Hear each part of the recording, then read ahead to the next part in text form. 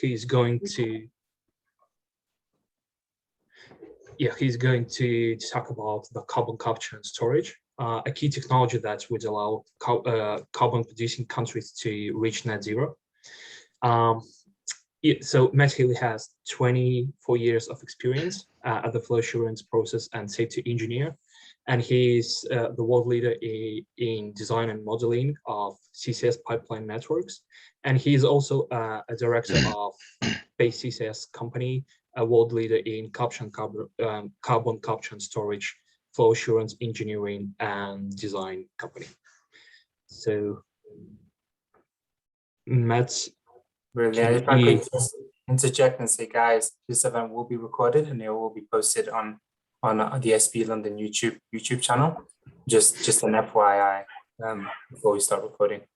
Thanks, Archie. Over to you, Matthew. Yeah, hi everyone. And just any questions? I think the plan is please drop them into the chat channel, and I'll pick them up at the end. So I've got about, I guess, sort of somewhere around sort of 30-40 minutes to talk through. So yeah, if you capture the questions there, I'll go through them at the end. I'm happy to hang around for a little while if there are extra questions. So don't worry too much about how much time you know we've got left or anything along those sorts of lines. Thanks everyone, and thanks Archie for the nice introduction. As you might have guessed, I've been doing engineering since like the 1990s, which is a while, and it's terrific to be here to be able to give you a little introduction to capture and storage. This is something that we do. Obviously, we are a CCS company, and one of the things that we give is a training course to people. And it's, you know, we've given it to some of the large operators. I don't know if anyone here has a chance been in one. I don't think so. But the likes of, you know, sort of BP and Shell and, you know, all those sorts of companies. And this is kind of the good bits. So while, you know, someone who turns up to that course has to listen to me talk for about 16 hours, you're getting a tiny.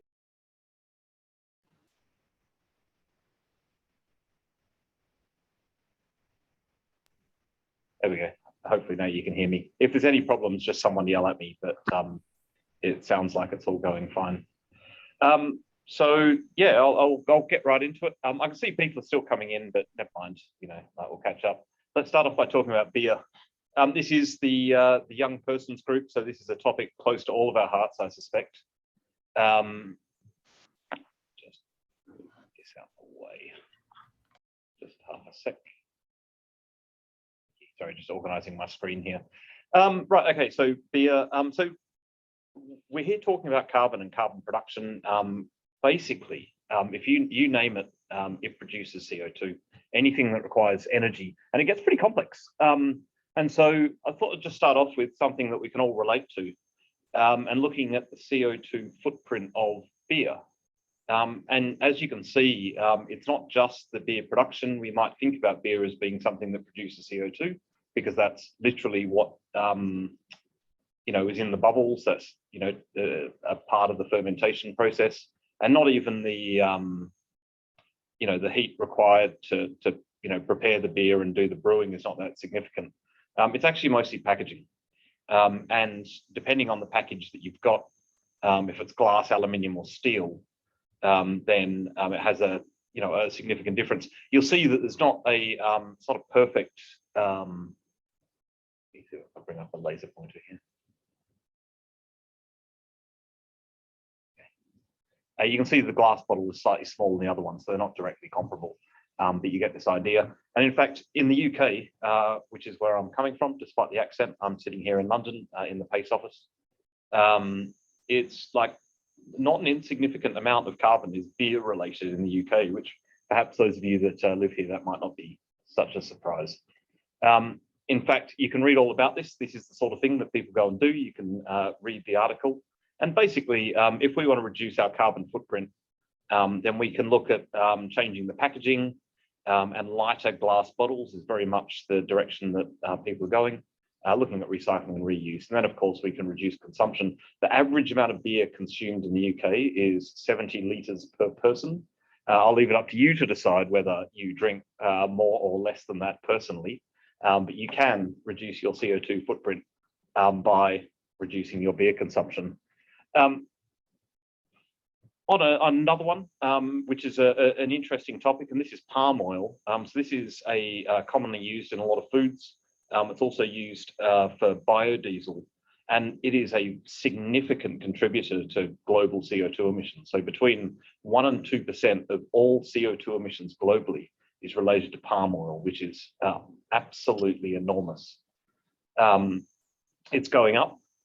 Palm oil basically gets used for two things. It gets used as in a lot of products, particularly foods, but not only foods. It's a fat which is solid at room temperature, and so it's replaced a lot of artificial trans fats and things like that. And it's used all over the place. But it's also used to produce biodiesel, which is in some cases quite counterproductive. Obviously, we can you know, like it's not uncommon to use plants and things that you can grow to produce fuel for cars or diesel, and palm oil, it's a significant impact. Those of you in the UK might remember that a couple of years ago, there's a supermarket chain, Iceland, and they turned around and they said, well, we're going to ban palm oil products in our chains. And yeah, they stated that, and they've actually had to go back on it. It's so pervasive, it's absolutely everywhere in the supply chain that it's they found it impossible to make sure that you know, palm oil is in their products. And when you look at this chart, you can see, crikey, this looks really bad, but it's a bit more complex than that. And just to give you an idea as to how complex this can be, so this is a life cycle assessment. Now, this is just looking at biodiesel.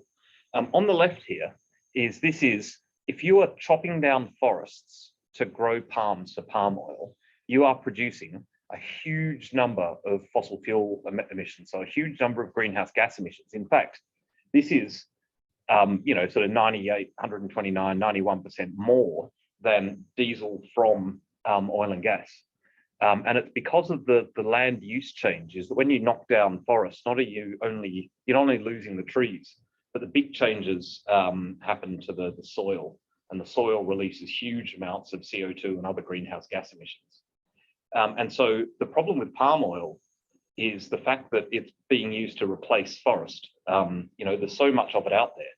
But if you take a look at producing biodiesel with forest which has already been lopped, then actually it's really good, and you can get, you know, like sort of 3/4 of the carbon emissions from oil and gas produced diesel, you know, are saved, and that's saved through essentially the sinks that you know, like through the growth of the palm. So you can see here that it's not a palm oil is bad situation. What this shows is that palm oil is bad if you're growing palm oil and chopping down forest.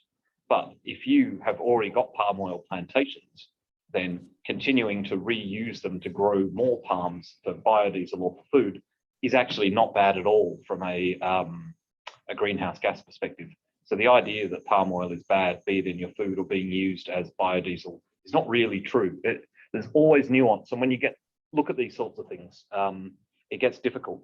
And you'll see here that the challenge for us to go net zero is, how do we do it? Because every single product, from the glass that's, you know, in my water to the, you know, like the production of the water itself. Sorry, yeah, so I'm giving, could you come back then? Thank you. Sorry, it is the end of the day here. So, you know, the CO2 comes from all different sources. It's not just a matter of capturing CO2, is that there really needs to be a holistic look at the way that we go about our lives. Okay, so let's have a look at the UK. So the UK talks a pretty big game. You know, they've got a legally binding commitment to be net zero by 2050. I think they were either the first or one of the first countries to do that. All new petrol and diesel car sales will be banned by the end of this decade.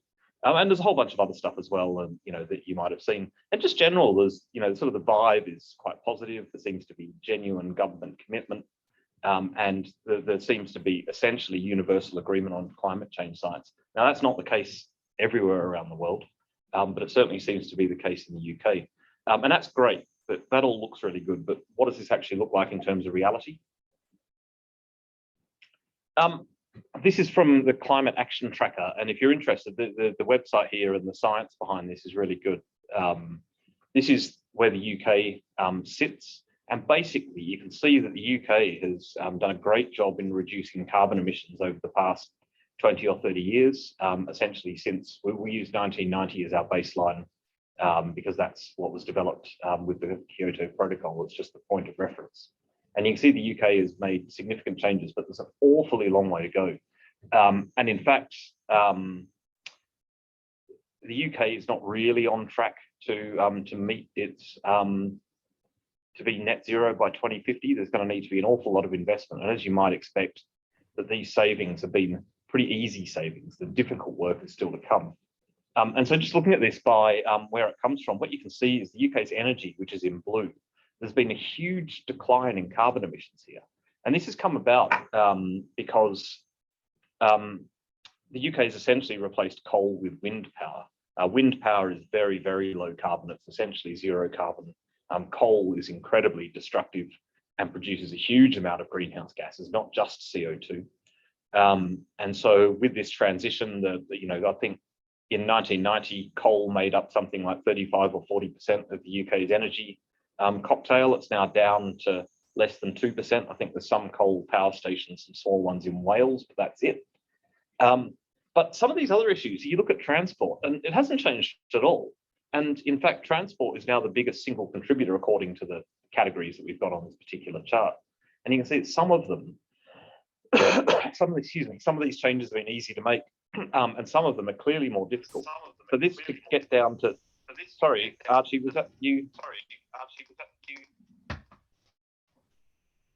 Okay, no, sorry, I just had a, I could hear myself. I thought that was someone talking to me. It was just me.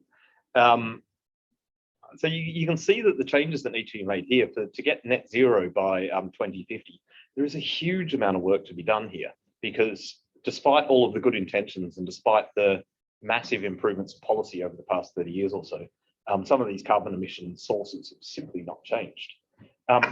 If we look globally now, rather than just the UK, and let's just take a look at where all of our CO2 comes from. And what we can see is power is a massive source of CO2. That makes sense. Obviously, we're burning things to create power for the most part. Cement production, we make a lot of cement. We use a lot of cement. And the issue with cement is that the CO2 doesn't actually come from hydrocarbons. It comes from the source material, the rock, the carbonate rock, which is used to produce cement. So the CO2 emissions from cement, they literally cannot be, if you had green energy, if your cement plant ran on wind or solar or nuclear, you would still have masses of CO2 being produced. And you can see here that we've got other sources going down, but there's an awful lot of CO2 being produced. And, like that, we're sort of talking about right now about, well, I mean, 13,000 million tons of CO2 a year. We've got to get that to zero. That is a long way. And so this means that we're going through a process of energy transition. And energy transition, it's a global change from greenhouse fuels, so fossil fuels, through to 100% renewable energy. We are not transitioning from fossil fuels to fossil fuels with CCS. We are moving towards a world where it is going to be purely renewable. And so a big question is, well, why are we interested in CCS? Doesn't CCS just prolong the use of fossil fuels? Wouldn't we be better off spending our money rather than going to this halfway house, but actually going all the way and sort of replacing all of our fossil fuel industries and transport with things that are powered by renewable energy? And the answer to that is, well, CCS plus renewables, it's not about one or the other. They come hand in hand. Firstly, it's cheaper, and that's really important. Someone's got to pay for this. We'd all like to live in a world where we could snap our fingers, wipe out absolutely every carbon source and replace it with a green one right now, but it's simply not practical to do so. Even in rich countries like the UK, it's not even close to practical. So we need a pragmatic solution, and that often means cheaper. It's also faster. Those are two good things. And finally, it means that existing industry can survive. just imagine what would happen to some parts of your area of the world. Here in the UK, there are industrial areas. If you deleted all of their industry right now and then rebuilt it somewhere else, it would lead to massive, massive upheaval and all sorts of problems. And what CCS means, it means existing industry can survive and in fact thrive and transition from being carbon producers to net zero and even net negative carbon. On top of this, CCS is carbon negative. It's the only way to get carbon negative production. So biofuels, when I say biofuels, just think about trees. Trees grow by taking CO2 from the atmosphere and turning it into tree. If we take those trees and then we chip them up and we burn them in our power station, we're now turning that tree into energy. And if we capture the CO2 and we stick it down the ground, ultimately we're creating energy, which is great, we need it. And secondly, thanks to using the tree, we are taking CO2 out of the atmosphere and putting it down back where it came from, back into a reservoir where it's going to be sequestered for tens of thousands of years, probably millions of years. Now, obviously, what we've been doing for the past 150 years is taking trees which have degraded and turned themselves into oil, gas, coal, and so forth. And we've been taking that out of the ground and putting it into the atmosphere. What CCS enables is the ability to have CO2 or carbon going the other way. So as long as your source of trees is sustainable, and that means by the time if you chop down your first tree and then you chop down all the trees, by the time you chop down the last tree, the first tree is fully grown, then you've got carbon negative power. And it's not just trees, it's also, I mentioned palm oil before, but algae, corn, all these other sources, biofuels. Trees are fantastic, plants are fantastic. They're literally taking CO2 out of the atmosphere. With CCS, we can make sure that CO2 ends up in the ground. And then, as I mentioned, renewables can't prevent CO2 emissions from cement manufacture. Only CCS can do that. And this is the really important part, is that CCS infrastructure. So once you've got the ability to capture carbon and stick it in the ground, this makes blue hydrogen viable. And blue hydrogen is essentially you pull gas out of your local gas transmission grid. You reform it into hydrogen and CO2. You dispose of the CO2 and you've now got hydrogen. And that hydrogen can go back into the grid or it can be used as a zero carbon fuel. What you're doing is literally taking the carbon out of fossil fuels before that energy is being used, and you're creating hydrogen. And so that hydrogen then becomes the source of power, and hydrogen burns very similarly to methane and sort of normal natural gases. But once you've got this infrastructure, that's going to lead to hydrogen storage, hydrogen shipping, hydrogen pipelines, hydrogen industry. And now this hydrogen infrastructure, it makes green energy more efficient. One of the limitations about having a wind farm is that you can only produce as much energy as there is a demand for it. So if you've got a wind farm, it'll put electricity into the grid, but if the wind blows more than you need, you literally have to break put the brakes on to stop you from producing more energy, because that's electricity, essentially the amount going in always has to equal the amount coming out. Or you need batteries, which are incredibly expensive and come with their own problems with resources, and they're just not practical for large scale energy transport. But if you've got hydrogen infrastructure, instead of putting the brakes on your wind, what you can do is you can create as much electricity as you can, and the excess electricity that you produce, you can electrolyze water, maybe seawater if your wind farm is offshore, like a lot of them are. And by electrolyzing seawater that produces hydrogen, it gives you it's essentially free hydrogen. And the fact that you're doing that, it makes green energy more efficient. And so CCS does all of these things, but it also means that green energy is more efficient. It makes green energy cheaper. And so this is why CCS is a part of it, and it's an absolutely necessary part of it. And it is regarded globally as being a necessary part of it. So just here's some numbers. This is BP's estimate on the difference between green and blue hydrogen. And as you can see here, this is in exajoules per year, which is a completely useless unit. But the thing that you can see is that by 2050, to reach net zero, we're essentially going to have to be producing about half of our hydrogen from fossil fuels and about half of it from renewables. And you can see how much of an increase that is. Think about the amount of work that's going on at the moment. Even by 2035, our hydrogen industry is going to be a tiny fraction of the size it'll be just 15 years later. We're only about 15 years from 2035. Right now, there's approximately nothing in the way of hydrogen. And now all of that blue hydrogen, it only works, it has to be supported by CCS. By definition, blue hydrogen has CCS. So that's a lot.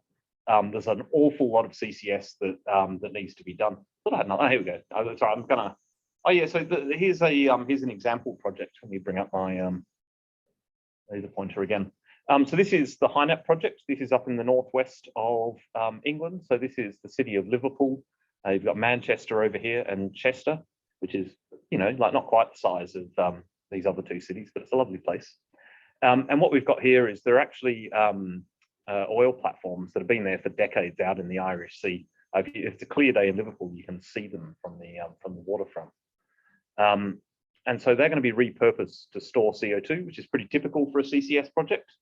And we've got a CCS pipeline, which is the one in orange, and our fetching shade of orange, taking CO2. This CO2 is coming from industrial users, so decarbonising some of the major industry in the area. It's going to be used to produce hydrogen. That hydrogen can then be blended back into the grid. It enables hydrogen pipelines going to a new industry in the area. And of course, it allows hydrogen for large vehicles, so for, you know, trucks and trains and things like that.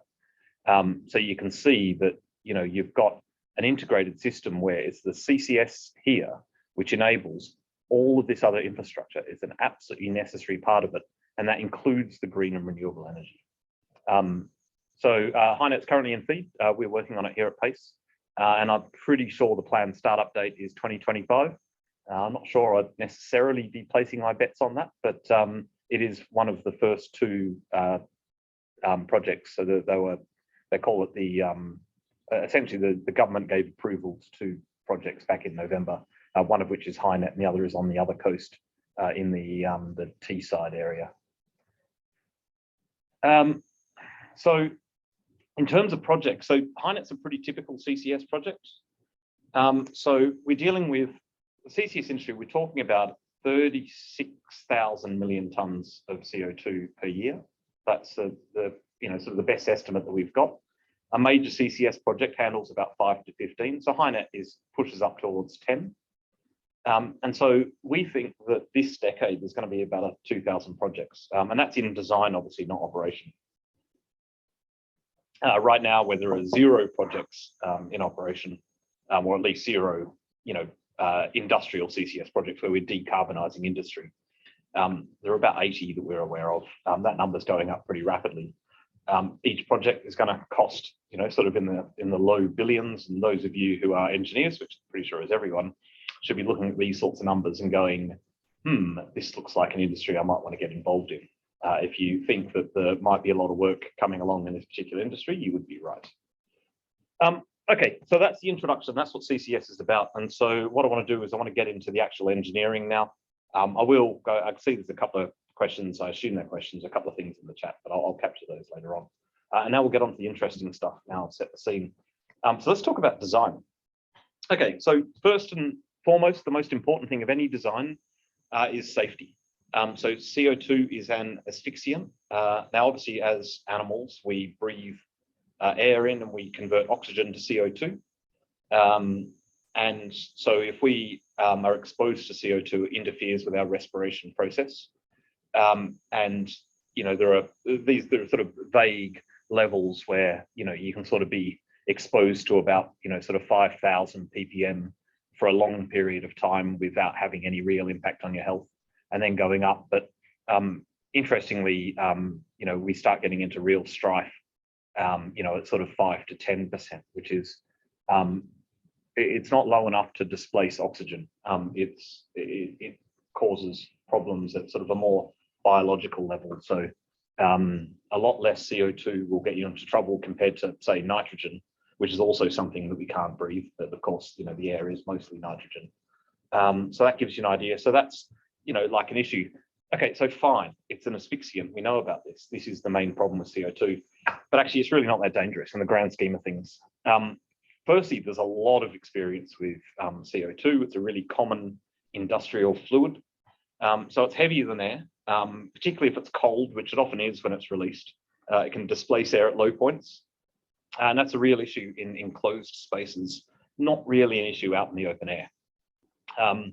There's no really sort of comprehensive data on this, but some work that we've done here, we reckon there's probably hundreds of deaths a year, maybe in the low thousands, which in a global scale is actually not that many. Sounds like a lot. It is a lot, but you know, it's not. It's nothing like the sorts of deaths that we see in the hydrocarbon industry. And interestingly, about a third of the deaths are people attempting rescue. So if they, you know, if you see someone who is unconscious because of possible exposure to CO2, it looks like air. It is odorless and colorless. You can't tell when you're getting into trouble, and people do get into trouble when they attempt rescue. So the major safety risk on a CCS project is probably pipeline rupture. So if you've got a big pipeline with loads and loads of CO2 in it, you know, if someone, I don't know, like runs a train into your pipeline and ruptures it, then you can get a lot of CO2 being released. And then the other risks, when I say common in industrial plants, I mean, these are risks not really related to CO2, it's, you know, dropped objects and, you know, all that kind of guff. So important, but not CO2. And the sense is with every regulator that I've spoken to, I've put this line in front of them and they've agreed that CO2 pipeline transport is safer than transporting hydrocarbons. We've got an awful lot of experience transporting hydrocarbons by pipeline. Pipelines are inherently very, very safe things because, you know, engineers know what they're doing. You know, there might be some pipeline engineers among you. I don't imagine you've got any friends because you've got a really boring job, but hey, you know how to make pipelines safe. That seems quite important. Cost, this is a big issue. So interestingly, the biggest cost, now, you know, like we're engineers, is that you've got to do things, they've got to be safe and then they've got to be cheap. The biggest cost item is actually the capture unit. That's even if you're disposing, like HyNet, where we're getting rid of our CO2 offshore. So we've got, you know, offshore wells, we've got platforms, we've got pipelines offshore. The biggest cost is still the actual capture units. And it's because we're using amines is sort of the standard way. Amine is a liquid which CO2 is very soluble in. And so what you do is you run you produce your power, you've got your flue gas, you run it through your amine, and the amine essentially dissolves the CO2. All of your leftovers can go up the atmosphere, and then it needs lots of power to regenerate the amine and drive off the CO2, which you then compress. These things are really big, they require lots of power, and they're super expensive. But it actually depends on your CO2 partial pressure. If you're trying to capture, like think about, I don't know, a coal-fired power plant. And in a coal-fired power plant, you're just setting fire to the coal, you're using the gas to drive some turbines, and then you end up with hot, low pressure, low quality CO2 that would normally go up a chimney.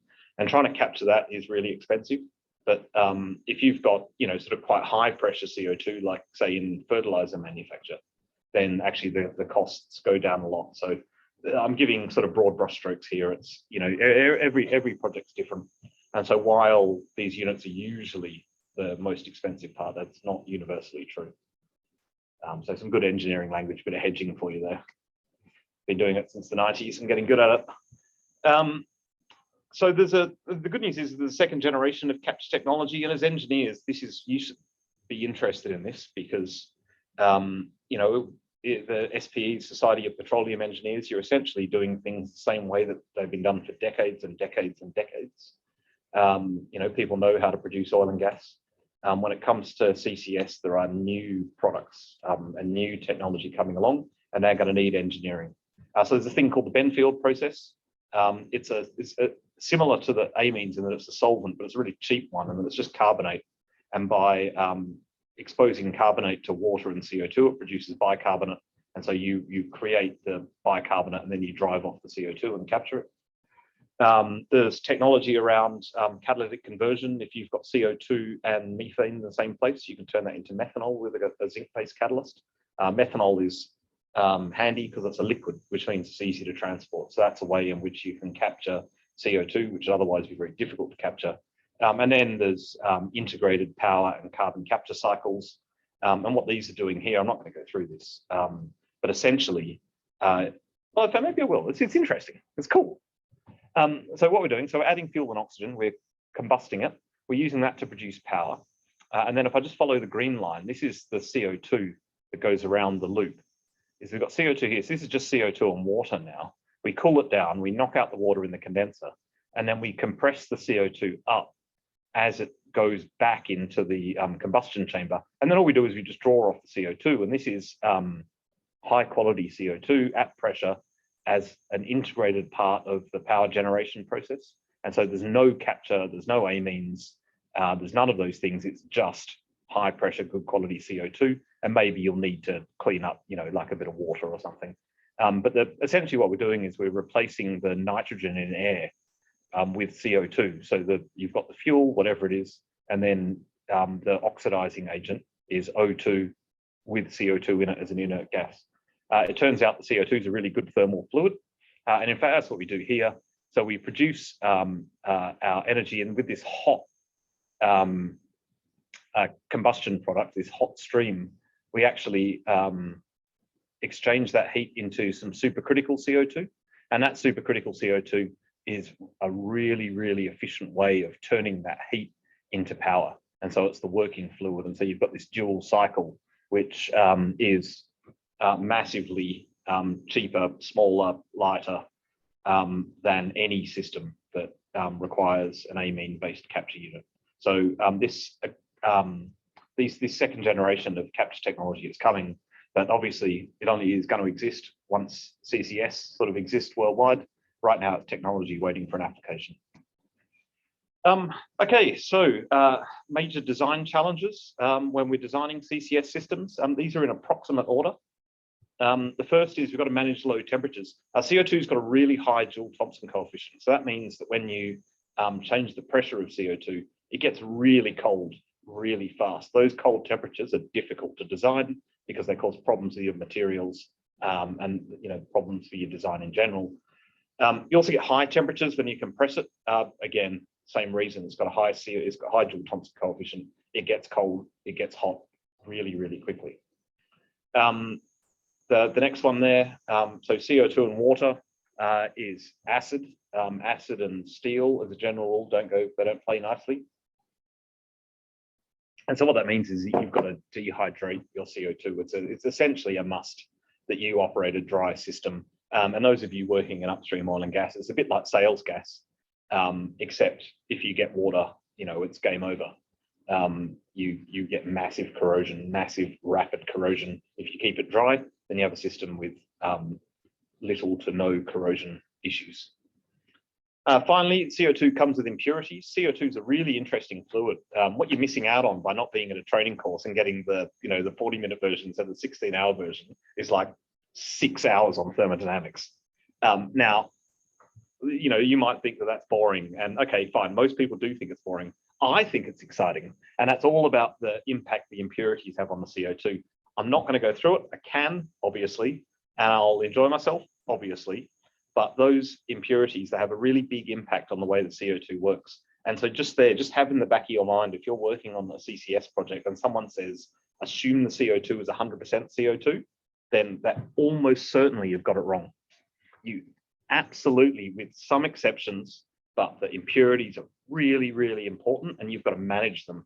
As you might imagine, depending on where your CO2 is coming from, you get different sorts of impurities, and they can interact, and there's all sorts of really good stuff. Really fun engineering. Well design is tricky because we get low temperatures during operation. So if you're producing like oil and gas out of a well, I assume, because this is the SPE that most, if not all of you are familiar with this. What happens is that the reservoirs are hot because of geothermal temperature. And then you produce your oil and gas, and what that does is that warms up the well. And so the well, when you're operating, is quite a lot warmer than it is if you shut it down and it goes back to ambient temperature. With CO2, it's the other way. It's because we're injecting, and because the CO2 gets cold because of its Joule-Thomson coefficient, it means that the well gets cold. And so that means that when you're operating, you've got issues with the well cooling down. That obviously means that you've got contraction of your steel. If you get low temperatures, you know, wells, you've got like brine and all sorts of fluids in there which can freeze. That's bad. And then similarly, you've got a problem with warming following shutdown. So all of this expands again when you shut down. But this is a problem that you don't have in oil and gas, because when you shut down in oil and gas, the whole thing cools down and it contracts. With CO2, it warms, which means you can overpressure the annulus in wells, the bits of fluid between the different tubes. If you shut down, and the thing is, when you shut down, you might have shut down for a really major reason, like, I don't know, a fire, or, you know, like a loss of power or something like that. And this thing will slowly increase in pressure. So it's a real risk, and, you know, there's proper engineering that needs to be done to solve that. A big wide operating envelope. The reservoirs that we're injecting into, they start off at low pressure and they finish at high pressure. It's obvious when you think about it, but it does mean that you need to design a system that can handle this big change in pressure. And let's keep in mind that CO2 changes from a gas to a liquid at about, you know, sort of 40 or 50 bar. That's a problem because they're very, very different fluids, CO2 gas and CO2 liquid. And it's very likely that a CCS system, the one that you're working on, just like most CCS systems, they start off operating in the gas phase and they end up operating in the liquid phase. But you don't, you know, stop using one CCS transportation network and then switch to another one. You've got to design a system that can handle both. And you also need a system which can inject CO2 at really low rates and also at really high rates. If you've got a big, I don't know, hydrogen plant producing masses of CO2 and it shuts down because it's having its annual maintenance, you don't want to tell every other industrial user that they also need to shut down at the same time. You want to be able to continue taking their CO2. And that means that you've got this big wide operating envelope of not just pressures, but also flow rates. And that's a big design challenge. And again, high availability, you know, you can't afford to be shutting down. It's got to be like a gas transmission pipeline. It's essentially got to be on all of the time. You can't shut this thing down for 2 weeks every year to, I don't know, check the condition of the pipes or, you know, fiddle with the compressors. And then there's a good one here. This is, I bang on about this all the time. Design is one thing, operations is different. Some of you will have had experience with operations, and this will seem blindingly obvious to you. If you're someone who's only worked in design, which is like essentially me, I've had very little experience with operations. They are very, very different things. And there is always a big difference between how a system is designed to operate and how it operates in reality. One of the challenges with CCS is that we essentially have no experience operating these things. There's very, very little experience out there right now at the end of 2021. You know, fast forward 5 or 10 years and we'll have people that have been operating these things for years. But right now we don't. And so that means that operating these things is going to be tricky, and there's all sorts of questions there. So yeah, it's something which it's certainly a risk, and as the engineer, you really do need to think about it. And then, like, frankly, all of our software, our HYSYSs, our Olgas, our multi-flashes, all of these things, they're hopeless. They're not designed for CO2. So we don't even have good thermodynamic predictions. We don't really know what our fluid's going to be like. And even if we did, we couldn't model it in HYSYS. We couldn't model it in Olga. We're really, really limited. I did mention before that, you know, I've been doing this since the 90s. And back in the 90s, the software was hopeless. And it's like it's going back in time. The fact that it's hopeless, it means that you can't do a lot of modeling. You're limited in the number of cases you can do, and that means that you have to be clever with your engineering. So rather than just throwing, you know, like a problem and looking at every possible iteration, you've got to be judicious about how you go about doing your design, and you've got to be clever about making sure that that design is safe for all the operating cases, not just the ones that you've looked at. So low temperatures, I mentioned this. So this is actually from a real project. So this is, so what I've got here, this is a phase diagram. This is pressure here, and this is enthalpy. And all I've done is I've just put little stars where you're upstream and downstream of the wellhead. And you can see there's a massive enthalpy difference between these two fluids, which means that to get from here to here, you need to add heating. And in this case, it's 13 megawatts per MTPA. And if you think about 10 MTPA as being a decent sized project, you're getting well beyond 100 megawatts of heat required just to stick your CO2 down a well. That's a problem. And And also the worst case isn't obvious. You know, like you might think that it's just a question of getting from point A to point B, but maybe it's startup, maybe it's low flow, maybe it's high flow, and maybe it's some sort of venting depressurization case. So we've got a major problem that is with more than meets the eye. It's a tricky one to handle. There are options for design.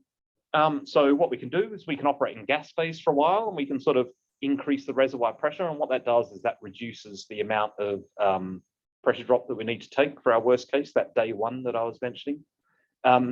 And you can see other ones. We've got mitigating options that don't make the problem go away. They just make the problem not quite as bad. So maybe instead of it being 130 megawatts, you can get it down to like 80 megawatts, you know, which is a significant improvement.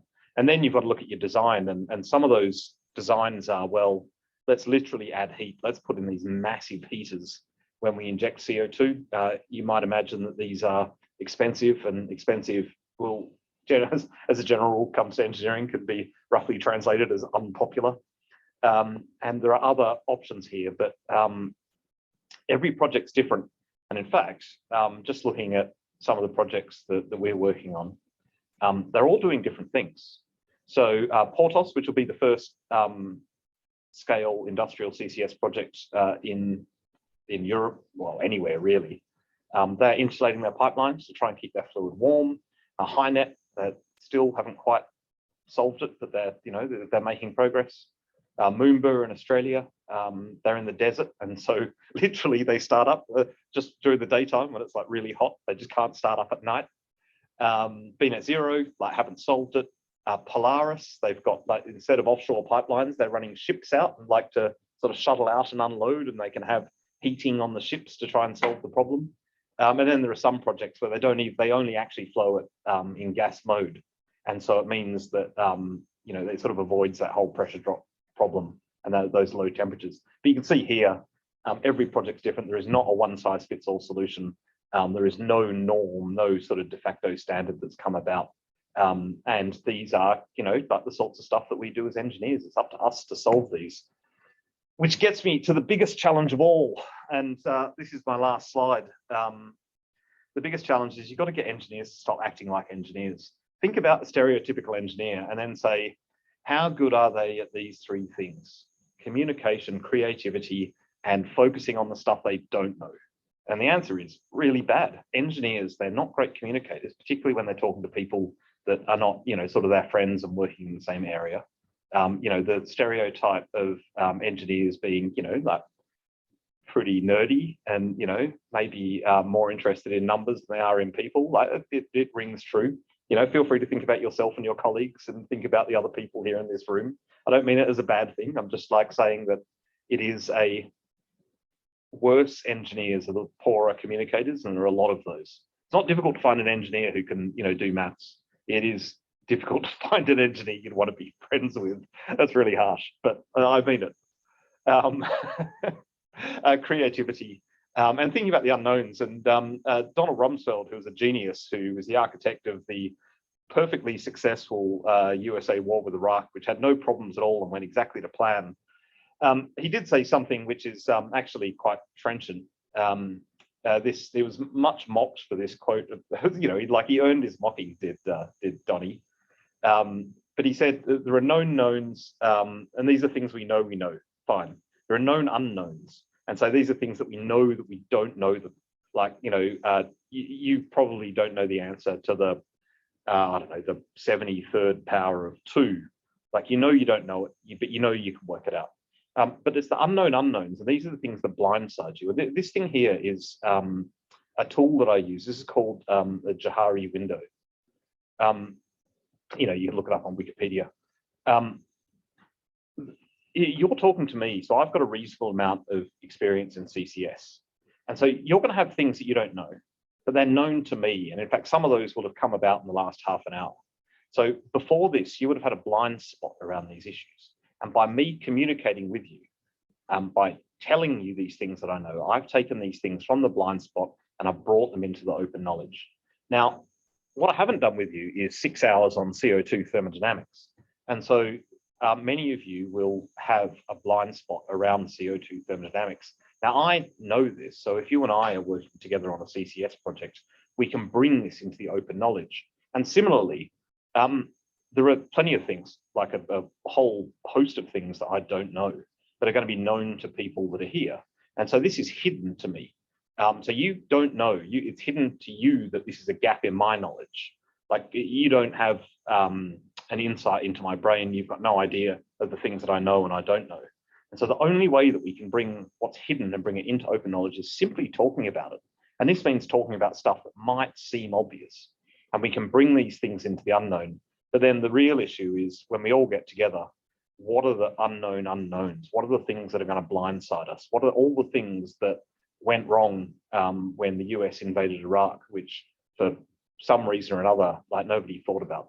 Now, obviously that happened because, you know, like a bunch of, I'm sure, very highly paid people, you know, were involved in planning that particular war. And it was largely a failure because they just didn't foresee some of these outcomes. And now when us as engineers were working on this project, we need to uncover those, and that takes creativity. And it takes thinking about what don't we know. And so when you're working on CCS projects, way more than when you're working in you know, the petroleum industry or in hydrocarbons. In hydrocarbons, you can just wander and knock on the door of some dude who's been doing it since, you know, like the last century, who's been doing it since the 90s, and say, you know, how do we start up a well? You know, it gets cold because of the Joule-Thomson effect, and then some of the guy, you just cram some methanol in there and you'll be fine. We don't have that. You know, like I'm sitting here presenting as an expert, but I'm an expert with, you know, what, I don't know, 5 years experience with CCS, like not much more. In the grand scheme of things, I'm not an expert. I'm just the best expert that we've got at the moment. You know, me and people like me. And what that means is that there's loads of things that, you know, me and the people like me, it's unknown to both of us. And so these unknown unknowns are out there. And the only way that we can uncover them is by being creative. So when you're working in CCS, and I'm sure many of you will, if you're interested at all in the topic, then I'd say it's likely, given the amount of work that is coming all our way as engineers. I really encourage you to be creative and spend a bit more time thinking about those things that are outside of your sphere of knowledge, which is not necessarily a natural thing for a lot of engineers. And that is that. This is us. There's a picture of me. I've got this up because it's got my email address on it. So if you do want to get in contact, then please feel free to do so. Yeah, Archie, am I allowed to tell people that we're hiring? Is this seems really interesting to you? And you know, like you want to do CCS, then you know, like that's you get in contact. We're very interested in talking to good engineers who don't want to get paid much. You know, that's the ideal engineer for us. So that sounds like you. Send me an email. Hang on, I've got the chat up now. So I'll do some real questions. Okay, so we've got P.E. Vincent saying, so being an SPE and a well engineer, excellent. So particularly interested in what infrastructure is necessary for CCS associated with coal generation. So the last COP showed that some nations will not be too keen to give up on coal. What would it take to continue using coal but capturing and storing the CO2? Yeah, look, it's a really good question. Coal is incredibly important. It's one thing for the UK to phase out coal, but it's a completely different kettle of fish for India to phase out coal. Coal has got the great advantage that it's transportable. You know, you don't need pipelines. You can put it in a train, you can put it in the back of a truck, and it's essentially portable energy. The problem with coal is that when you burn it, the CO2 that you produce is very low pressure, which makes it really expensive. I can't give you a number in terms of additional pounds or additional money per sort of amount of energy. But I can tell you that it's many, many times higher than it is for other sources of energy. So, you know, but that, having said that, I am aware that the single biggest greenhouse contributor in the EU is a big coal-fired power plant in Poland. And I can tell you that there is some very early work going on looking at how that plant might be decarbonised, because it's producing, I think, 40 million tonnes per year of CO2. So that's 4 HyNet projects all on its own. It's an awful lot of CO2. And if there's a way of decarbonising that plant, then it means that all of the infrastructure around that plant, all of that electricity infrastructure, all of the people working there and, the people serving them, all of that stuff that exists, the roads and the rail and all those things can actually still be useful until, it sort of reaches a more natural end of its life. So I'm sorry, I can't give you a number, but it's just because every project's different.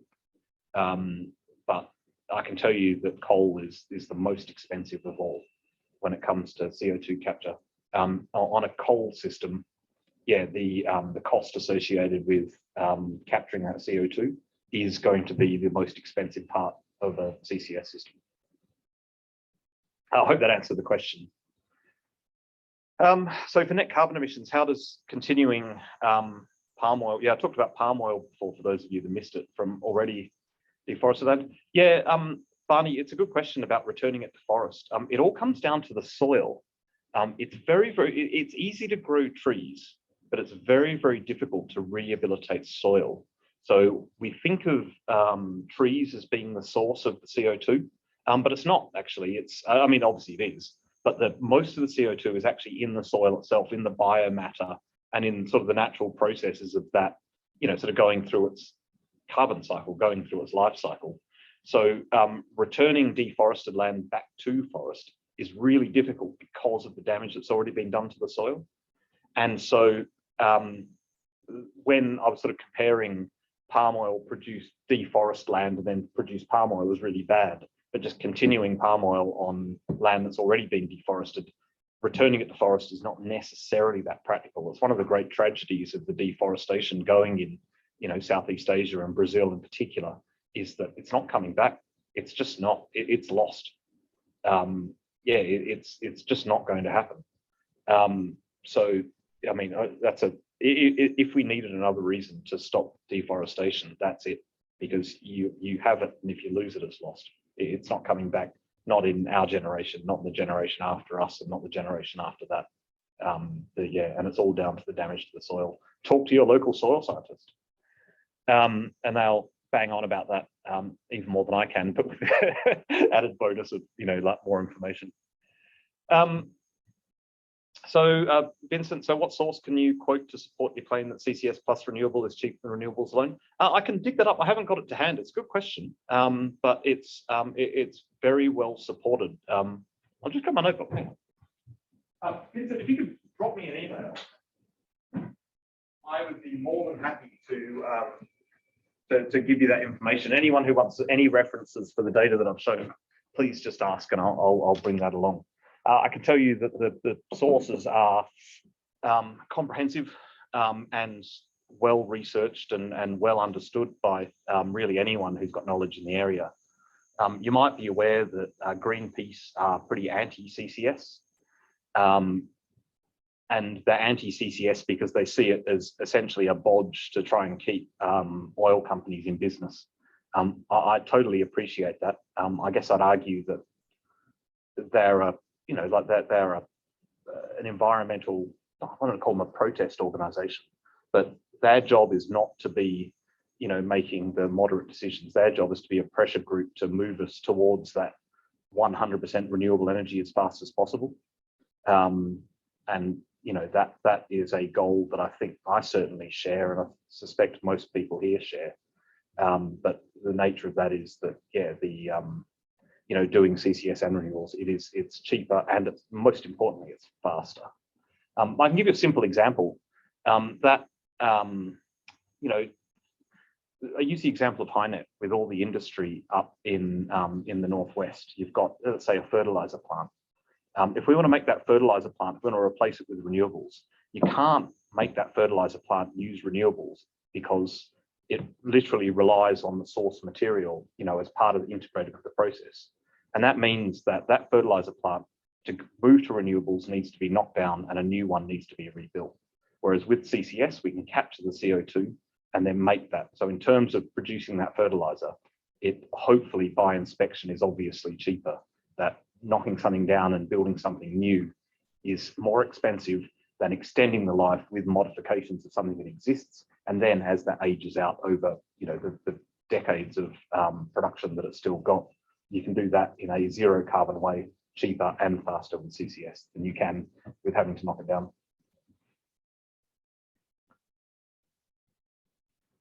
So Alan, Samuel, there's lots of questions. This is great.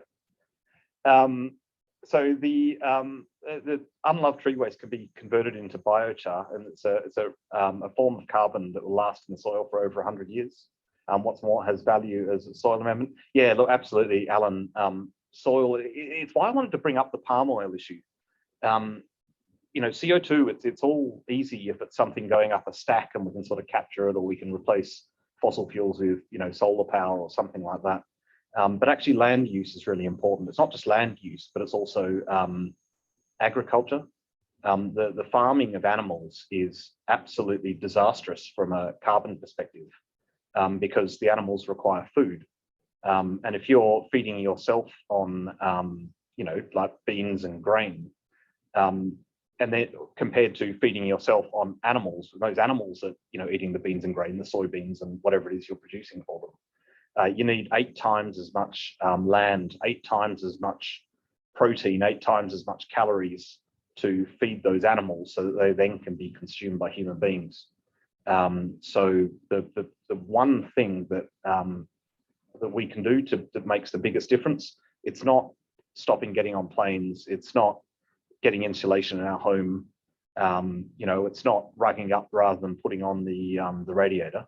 It's stopping eating meat. That is the and other animal products. That is the one thing that makes the biggest difference that we can do. It takes more than one thing, but those of you who might be erring on the side of reducing or stopping consuming animal products, I'd like to think that there are very compelling reasons to do so. Yeah, P, Vincent, yeah, this is a really good question. So the CCS infrastructure, as I described, it's a vision for the long term, but how about emerging and growing economies? Particularly, as you mentioned in the earlier question, how do we tackle the retrofit price? Things need to be simple and not integrated, so standalone. And so starting at the base, the massive CO2 emission we can expect from fossil fuel power generation. Are you also working on this? Yeah, Vincent, I don't have numbers because I'm not aware of any research, but I can tell you that as part of the international goals on getting us to net zero, that includes those rich countries like the EU and the UK investing in poorer countries. It is fundamentally unfair for someone in the UK to say we're going net zero by 2050, and so therefore Nigeria has to go net zero by 2050. Of the excess carbon in our atmosphere, 1 in 4 of those carbon molecules comes from the UK, which from a global scale is a tiny country. You simply can't, and it's not reasonable to expect those other countries to be able to make the sacrifices without the benefit. And that means that international investment is absolutely required to allow those important emerging economies like Nigeria to get net zero. CCS is a part of that solution. In emerging economies, there is generally hydrocarbons. You know, if we're talking about, South Asia or Africa or, parts of Eastern Europe, you've got coal and oil and other hydrocarbons being used. And CCS can be part of that. Another way is to encourage the take-up of renewables. Some of these countries have got a great ability. So solar is something which in Nigeria makes a lot of sense. In other parts, it might be geothermal, it might be nuclear, it might be solar. It's a really good question, and it really depends. I can tell you the figures for this. If you go and take a look at the climate action tracker, where I pulled the chart on how the UK is doing, there's a lot of information there, and they've got some really good data on this. And I totally recommend that you and anyone who's interested in the topic goes to, reads that. It's really good. Yeah, and you'll find all the data you dared. Vincent, can I share the range of capture costs? Unfortunately, no. I mean, I have got the information, I just don't have it at hand, and I'm not sure how. Well, you know what, if you drop me an email, I'll dig up what I've got and I'll send it to you. Some of the information I've got is unfortunately proprietary, but most of it isn't. So yeah, I think I can. So David Talon, pipeline safety question. So CO2, yeah, in the presence of water is corrosive, quite right. Are pipeline leaks more probable? Do we need chrome? And does that make it more expensive? Actually, David, the systems are designed to make sure that we never have any water. So the typical dew point of water in a CCS system will be, a good 20 degrees below the minimum temperature of that system. And that sort of gives you breathing space to make sure that you never have water. And in fact, it's really common for CCS systems to be built with like, El Cheapo carbon steel and with a 0 millimeter corrosion allowance. So these systems are designed to not corrode. And all you need to do is keep water out. There's a few other things you need to think about, but nothing anywhere near as serious as water. Is that you just need to dehydrate your CO2, because CO2 on water is bad news. And having, stainless steel everywhere is really expensive. It's not difficult, not too difficult. It's very possible to keep water out of your system. And that is the process that essentially everyone takes. I hope that answered the question, but it's a good one. These are good questions. Barney's saying, so how are impurities in the CO2 stream managed for industrial clusters where CO2 is coming from multiple sources? Is it a case of production shutdown from a plant that can't meet specifications? And the answer to that is yes. So there is a specification. Those of you who work in the upstream world will, like if you're exporting oil, you've got a, an RVP spec, and if you're exporting sales gas, there's a HHV and a bunch of other things, like the specifications that you have to meet in terms of, liquid dew points and heating value and all that sort of stuff. There are oil and gas engineers currently tearing their hair out, as I probably got that wrong. But yeah, essentially you come up with a impurity specification. So every possible impurity, all the way down to the major impurities like nitrogen. Obviously water is there. And then all the way down to the ppb level for important things like things that are toxic or might cause problems in your reservoir. So for example, water, typical water spec might be, let's say, 75 ppm water. That's like sort of in the range of that normal sort of range. And yeah, you have to have a meter which is measuring your water live. And if you go above the specification, you've got to shut down. Simple as that. Shut down, or your CO2 has to be vented, neither of which are great. So yeah, that dehydration and that control of the CO2 composition is really important. Most CCS projects have got a spec on CO2 as being a minimum 95%. And then there'll be a sort of a series of light components which can make up most of the remainder, and that is it's nitrogen, it's argon, it's methane, it's carbon monoxide. That might be the end of the list, or I've forgotten something. I don't think I have. But those light components, you can have a few of those, they're pretty benign. But then you start getting into tricky stuff like, sulfur dioxides and ammonia and water and all these things that can cause problems. So yeah, you need to measure them, and if you don't meet the spec, you shut down. Hussein, you are talking my language. What help could potentially artificial intelligence do in CCS? Look, that's a really thoughtful question, Hussein, because when we're talking about finding solutions to problems where we don't know the answer, AI has got huge application because it can lead you to answers which are non-intuitive or difficult to find. So I can tell you that we are doing some pretty simple. So we've got a little software team, and we do some AI stuff. It's pretty basic as far as AI goes, but it's about things like managing, defining specifications, for example, because you've got a lot of components like 60 or 70 impurities that can come along.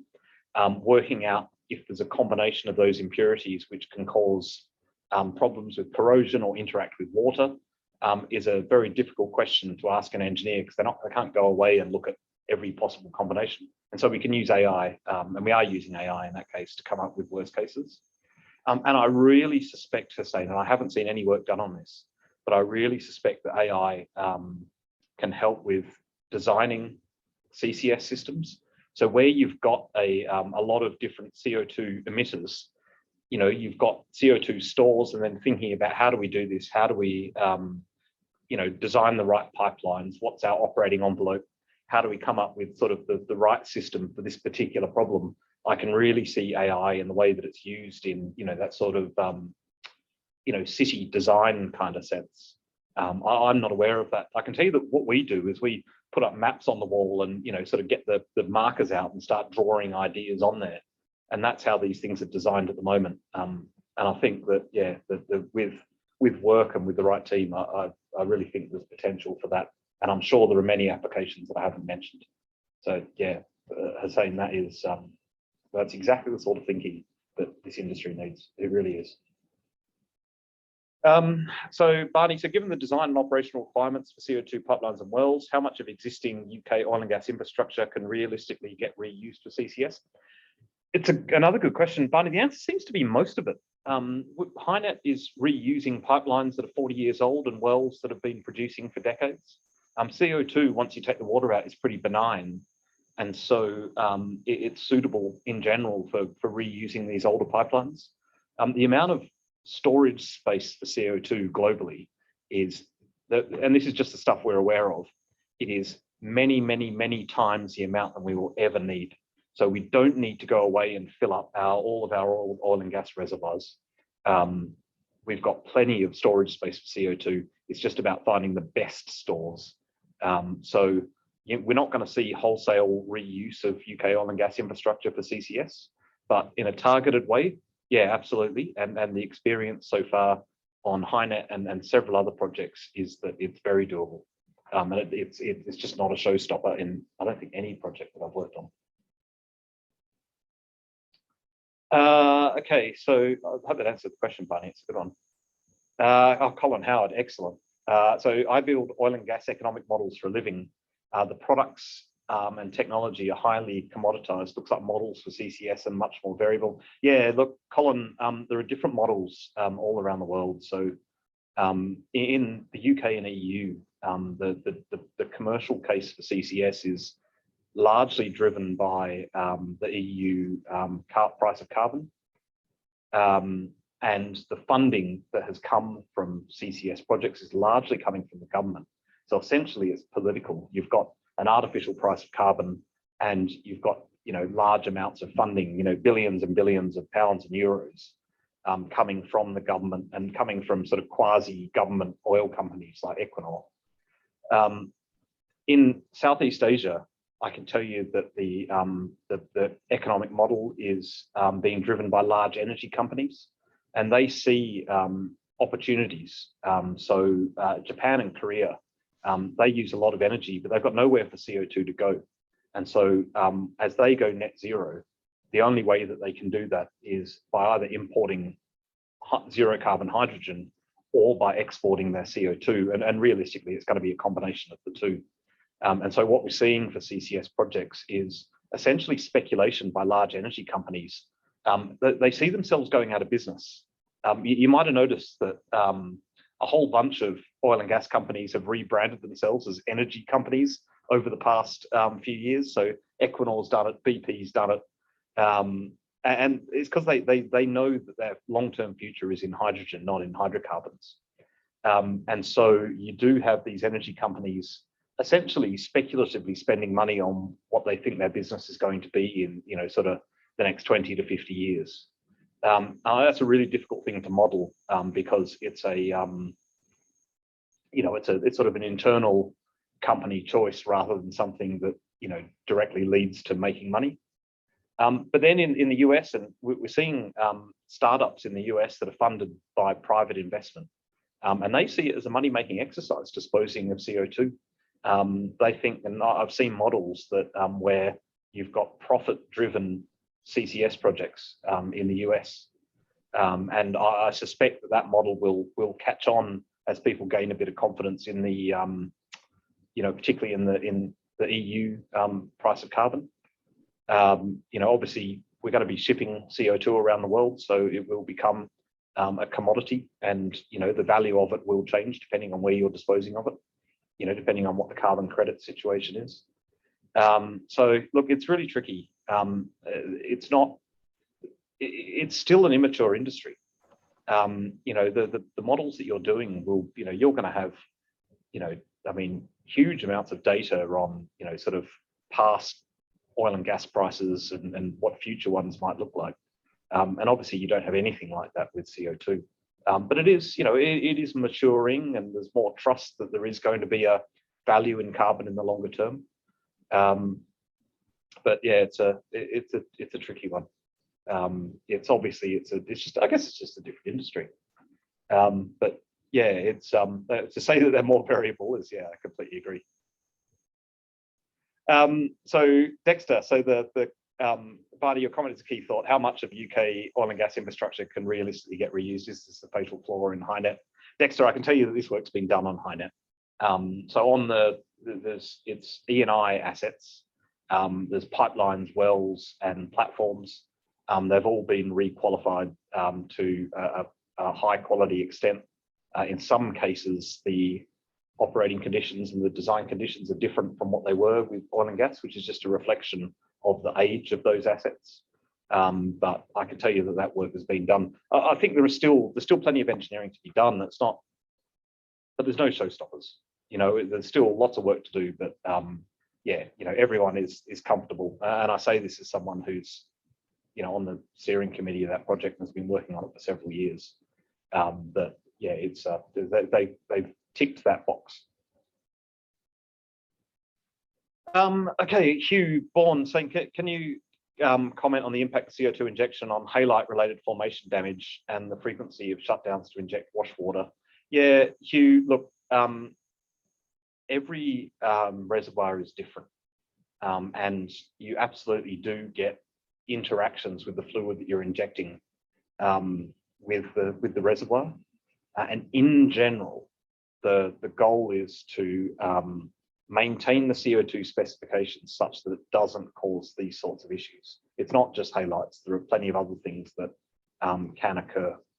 I'm not a subsurface person, and so I can't really talk to reservoir chemistry, but I can tell you that people do get into this. It is certainly possible for CO2 projects or CCS projects to have a benign enough fluid that you can essentially have long-term injection without problems. And of course, there's lots of experience with CO2 injection for enhanced oil recovery. And so the state of the art of understanding how these reservoirs react is pretty good. But I can tell you that, yeah, you've got projects that have got contingencies for this sort of thing. And there are existing CO2 injection wells that have had problems with injectivity because of the interaction between the fluid and the actual formation. But there are also a lot more experiences where people have not had those problems. So the goal is to avoid it altogether rather than to shut down. You can imagine, particularly if you're injecting offshore, the wells are expensive. You don't want to have downtime. You want to have the minimum number and still be confident that you can inject. And that is the questions. Thanks, everyone. I got massively over time with those questions. They're really interesting. I really do appreciate it. Yeah, thank you for your time, your patience. Thank you, Matt. Thank you, everyone, for joining. Yeah, we would surely upload this on our SPE YP London page, this presentation. And thank you, everyone. Have a great evening. Thank you. Bye. Thanks, everyone.